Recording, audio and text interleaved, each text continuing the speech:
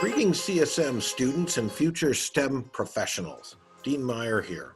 I hope that you and your family and friends are doing well in this age of the coronavirus.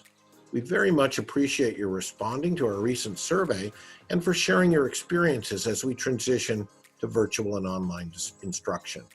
I know that this has been a challenging time for both faculty and students, but I've been continually impressed by the innovation and dedication I have seen from everyone at this time.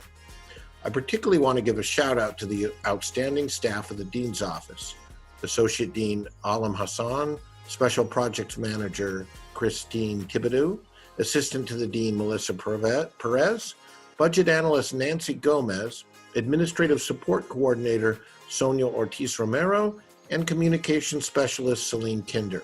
They're working very hard, often behind the scenes, to make great things happen for the college.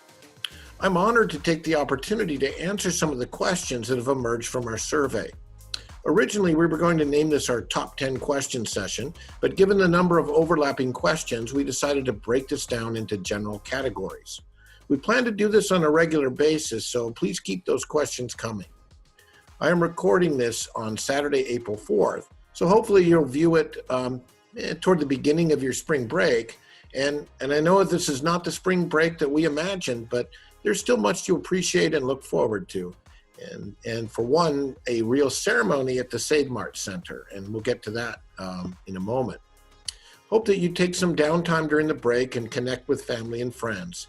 It's really important to do that. And know that we're thinking about you and are here for you. So the first category had to do with logistics about stools and cords that have been ordered and graduation. So the cords and stools will be mailed to those who have not picked them up, and the College of Science and Mathematics will be contacting you for the best to learn about the best shipping address. We'll update everyone in mid-April about anticipated arrival dates. These, of course, were to be showcased during commencement in May. We got the message loud and clear about the limitations of having only a virtual or online graduation. But happily, as communicated by President Castro in his Friday video, we will be recognizing this major milestone of graduation in your lives in a meaningful way at the Save Mart Center. It may be sometime late summer or fall, but stay tuned for details from our president. Next category is concerns with poor performances in classes with the online shift or failing grades and instruction styles.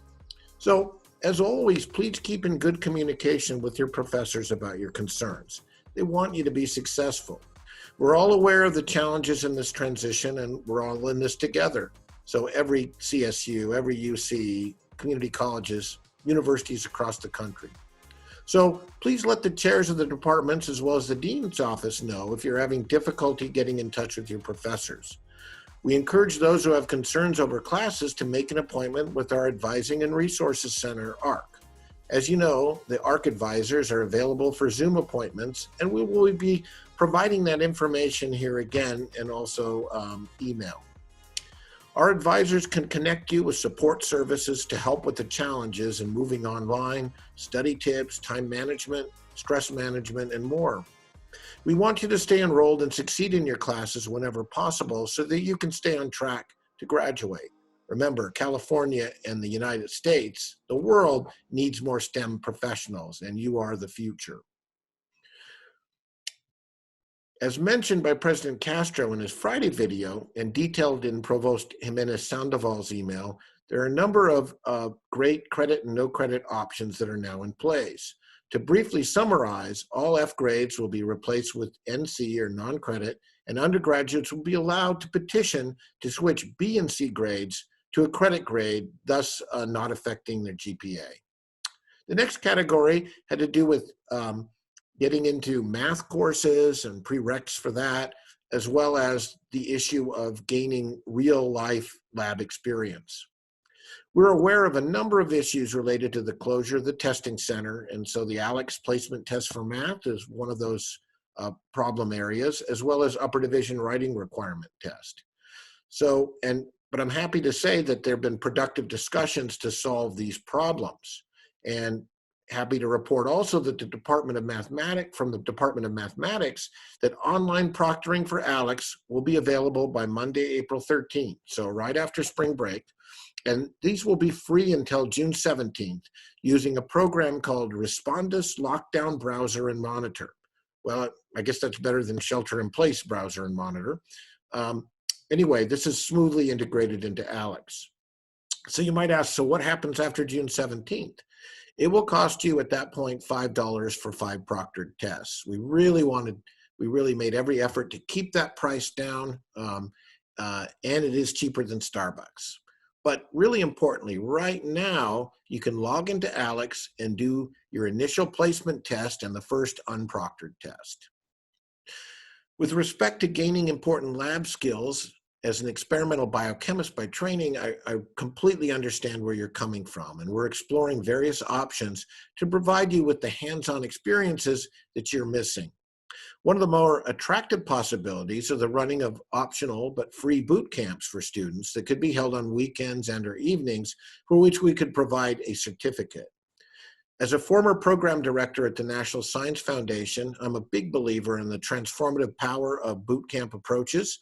And while they're short in duration, they can have a major impact on your technical skills and critical thinking skills, ability to troubleshoot experiments, and at the same time gaining teamwork and collaborative experiences with the peers in your cohort.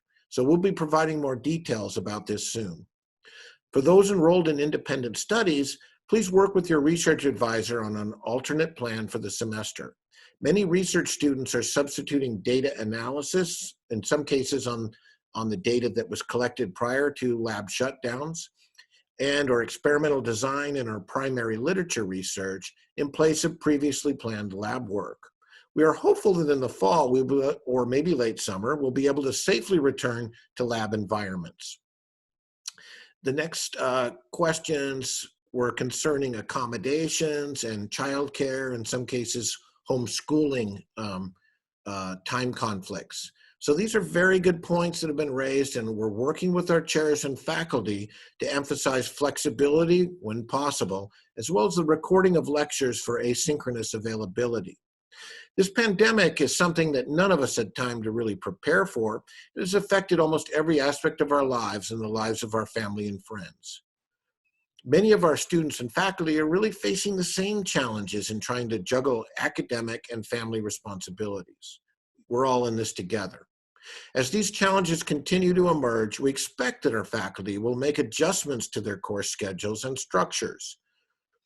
We will try to work with all of our students to ensure that they have the opportunity to gain the appropriate skills and knowledge from their courses within the constraints of the current circumstances. And again, it affects everyone across the country, and expect that all of our faculty and staff will be adaptable, compassionate, and understanding.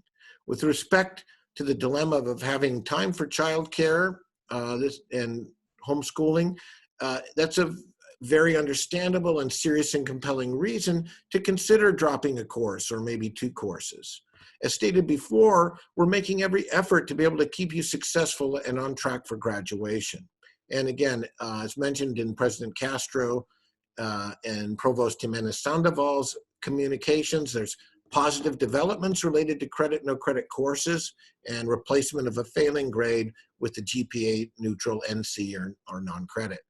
So I urge you to watch the President's latest video and review the Provost's email that was sent to you. Students are also welcome to reach out to our own Associate Dean, Alam Hassan. That's AHASSON at csufresno.edu to discuss your concerns.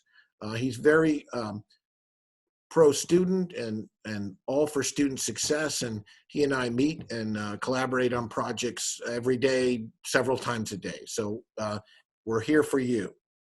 Last category has to do with technology, and I know that despite our efforts of IT and setting up of hotspots, there are still glitches with software and compatibility with our learning management systems. So please be sure to share your experiences with your professors. They may not even be aware from the other side of the camera what is happening and what are the challenges. In addition, the Help Desk and Discovery Hub can address your concerns and provide solutions. From our end, we're constantly in touch with the Center for Faculty Excellence and IT on campus to increase efficiency and solve problems. And the best outcome is when we solve them before they happen. So this concludes our top question session. A number of questions were raised that have been answered by the provost and president's offices in video and email. So I wish for you a great spring break and success in your courses and lives at this challenging time. Take care and be safe. We will talk again, and the College of Science and Mathematics is here for you. Excelsior.